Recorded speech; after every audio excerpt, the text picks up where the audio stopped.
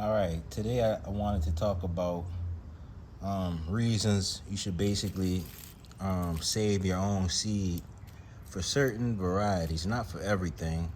You might grow something, you try it out, it tastes good, it's a vigorous grower, it survives your climate conditions with little effort on your part and on the plant's part. It could be various reasons why you might like a variety, and for those reasons, that's one reason that you should save your seed. Another reason is, okay, you do like this variety, and you grew it this season. Okay, you decide you want to grow it next season, so you write down the name, and you wait for the seed. You wait for the next season so you can order your fresh seeds. But then you notice that the company that you originally got that variety from has taken that seed out of their catalog for the following season, and no other company has the seed because it's a rare variety. So now you're stuck without that seed. In some cases, that seed can be put back in the catalog by the next season, or it can be put back in the catalog 3 seasons from then, 5 seasons from then. It might not even make it back to the catalog. It may have gone extinct. You may have been the last gardener to grow that seed, to hold that seed, and then let go of that seed. So that's a couple reasons why you should start saving your own heirloom seeds. So what I'm doing right now is all of these pods, I just removed them from these dried out vines. This is a sweet pea variety or a shelling pea variety called Tepawan shelling pea. When the seeds are dry, they turn this tan color. When they're fresh, they're green like any other green pea. A very delicious and sweet variety. It has a high sugar content, high bricks content. So for a bunch of reasons that I listed above, or that I listed beforehand, those are the reasons why I'm saving seed from this variety. Specifically, this variety isn't in anybody's catalog anymore. So that story I told, it's being experienced now with this variety. It's not in the catalog for Native Seeds, Native Seed Search, whom I purchased this variety from. I bought it in 2018, and we're now in 2022, and I still haven't seen any sign of the Tepawan shelling pea being sold on their website. So for the last 2 seasons, I've been saving seeds. So this is my second seed harvest from this variety. My first seed harvest was last year, and this is now currently my second seed harvest. It's an empty pod. I try to catch the pods before they start splitting and dropping seeds, but if they do, hopefully I get a harvest out of it, a volunteer harvest. As you can see, there's a lot of pods on these plants. Even though I picked a lot of the pods and ate them when they were fresh, well, not the pods. I picked the pods and then I ate the peas fresh, because the pods on this variety are very tough.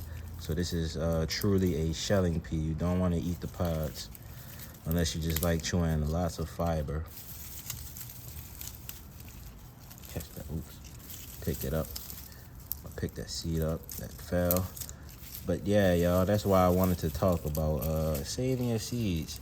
Now, really, I see myself as someone who specializes in watermelon varieties. So I tend to apply this same concept to watermelons. And I also see it. I see varieties get released. They may be in catalogs for a couple of seasons, and then they go away. I've been gardening for about 4 years now, so I've seen my fair share of varieties come into catalogs, and I've seen them. Now some varieties I've only seen in catalogs for 1 season, and I've never seen them again. A lot of them are varieties that are worth growing. Like this Tepawine variety, I've grown a lot of modern shelling pea varieties, and this is a native variety that's been grown for hundreds of years, and it's still better than a lot of modern varieties. So while we breeding new varieties, maybe to help them adapt to new climates,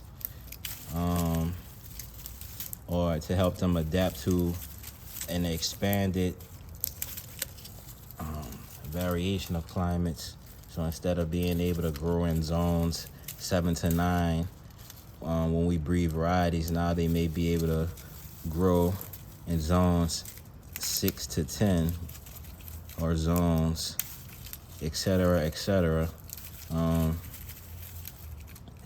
Like the Leelanau Sweet Glow watermelon variety. That variety was bred in Michigan. The Leelanau Sweet Glow was bred in Michigan, and it was bred from Crimson Sweet and Orange Glow. Crimson Sweet and Orange Glow are known to be able to tolerate various amounts of climates. Crimson Sweet, for that reason, is known as a AAS winner. Is known to be a variety that can be grown across the United States. But the breeding of Crimson Sweet and Orange Glow watermelon, which is another popular variety, the breeding of those two in a Michigan climate basically led to the developing of a fruit that can tolerate cooler climates, shorter seasons. So that's a good reason to breed varieties in your own climate and then save the seed and keep the seed. But yeah, a lot of the watermelons, like Baker Creek, they have a bunch of varieties. And I want to grow them all, honestly, but sometimes things just don't go your way. So you might plant a whole packet out, and you might not get a harvest from certain varieties because things happen. Like last season, I had deer wipe out my crop, so I couldn't save seed. But it makes you want to save seed even more, because you know things like that can happen. So I like to have my own stock of seeds, especially for the varieties I like. I probably wouldn't save, I actually wouldn't save seed of varieties I don't like unless I don't have any other variations. Like say for instance, you might grow watermelon for the first time and you don't know too many different variations. Like somebody that's growing watermelon for the first time probably wouldn't know that Crimson Sweet was a variety, or Jubilee. They probably wouldn't even realize that watermelons have variations. People might see them as a round melon or a long melon, but they never see them as specific types of melons. So saving those seeds of those varieties that you like, breeding them, saving the seeds of varieties that you breed, keeping the seeds in your collection. Once you have it, keep it. I save so much money just because I have the mindset that I don't want to keep buying seeds yearly.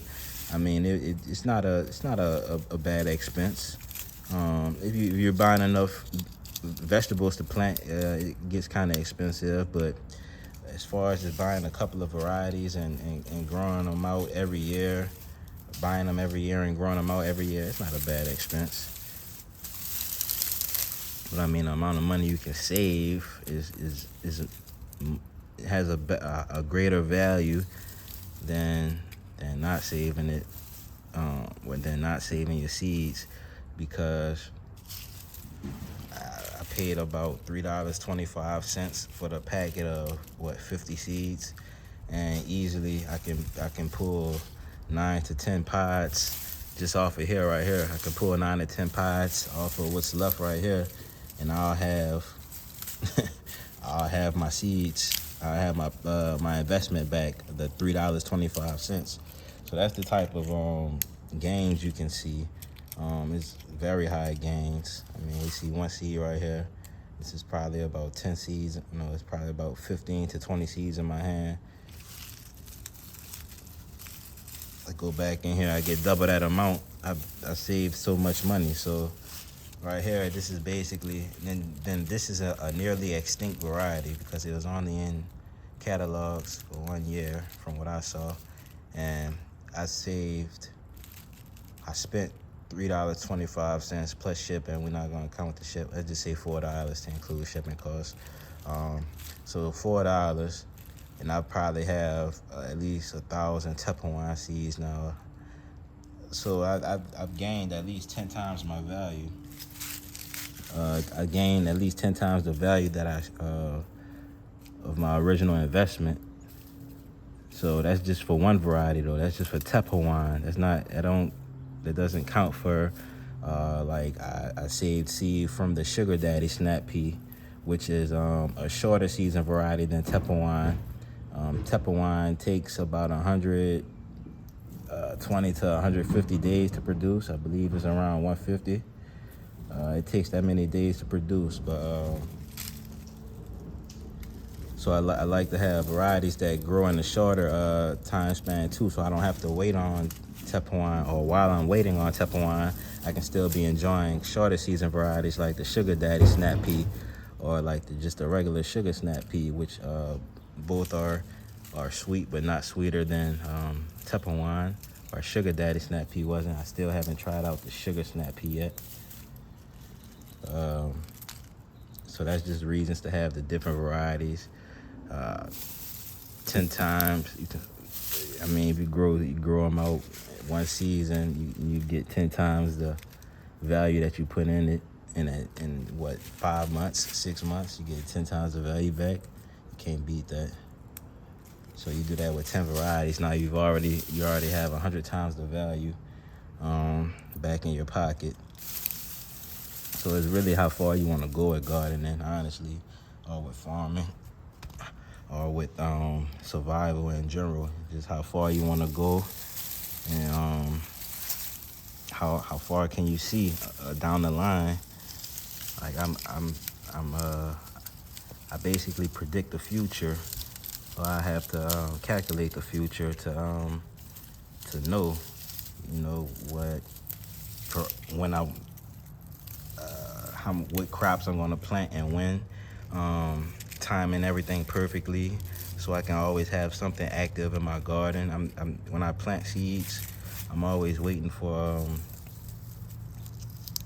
them to produce seed. I'm not really waiting for them to produce food. I'm waiting for them to produce seed, but at the same time, I'm basically succession planting different things.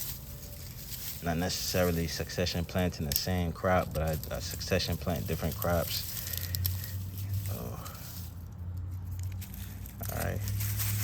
So that was just my little random rambling. I just wanted to explain a couple of reasons why you should save your own seed and whatnot.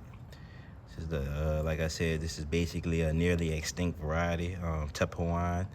You can't even find any information about it online except for on Native Seed Search website. So that's that, y'all. Gonna finish collecting the rest of these pods. These are just the seeds from my 2022 harvest. I still haven't planted the seeds from my 2021 harvest. So I have a bunch of Tupperware seeds.